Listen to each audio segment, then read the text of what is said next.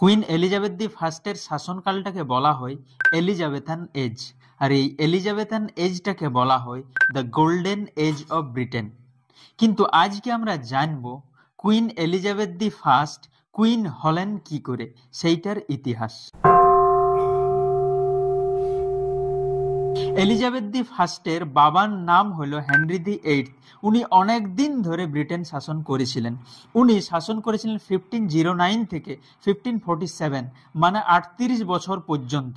উনার অনেকগুলো স্ত্রী ছিল আর 3টে সন্তান ছিল। সব থেকে বড় সন্তান ছিল মেরি দি ফার্স্ট, তারপর হচ্ছে এলিজাবেথ দি ফার্স্ট, এবং সব শেষে একটা পুত্র সন্তান হয় যার নাম হচ্ছে এডওয়ার্ড দি সিক্সথ।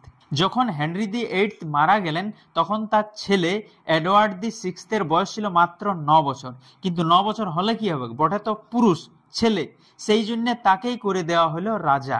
কিন্তু 9 বছরের রাজা হলে লোডটা সামলাতে পারলো না, সেই জন্য কদিন পরেই মরল। ঠিক আছে, মানে 1547 ও রাজা হয়েছিল আর 1553তেই ও মারা গেল। এরপর ইংল্যান্ড তথা ব্রিটেনের রুলার হয় মেরি দি ফার্স্ট। এই মেরি দি ফার্স্টকে বলা হয় ব্লাডি মেরি। কি কারণে বলা হয়? কারণ মেরি দি ফার্স্টের বিয়ে হয়েছিল স্পেনের রাজা ফিলিপ দি সেকেন্ডের সঙ্গে, আর সেই সময় স্পেন ছিল ইউরোপের সব থেকে শক্তিশালী দেশ এবং একদম কট্টর ক্যাথলিক ধর্মের দেশ। এরপর ইংল্যান্ড ছিল প্রোটেস্ট্যান্ট ধর্মের দেশ। কিন্তু যখন মেরি দি ফার্স্ট রানী হলেন তখন ওয়ারও বিশ্বাস ছিল ক্যাথলিকিজমের উপরেই।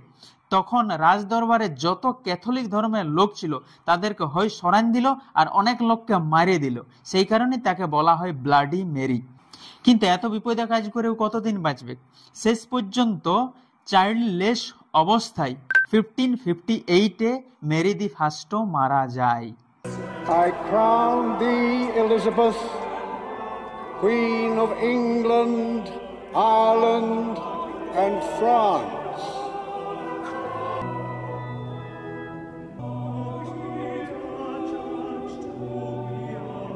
তারপর রানী হয় এলিজাবেথ দি ফার্স্ট, আর এইটাই শুরু হয় ব্রিটেনে গোল্ডেন এজের।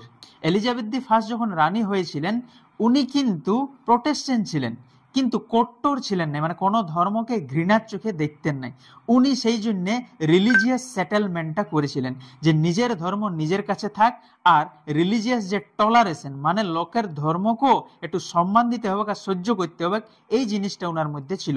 আর সেই জন্যই ইংল্যান্ড তখন থেকে উন্নতি করতে শুরু করে।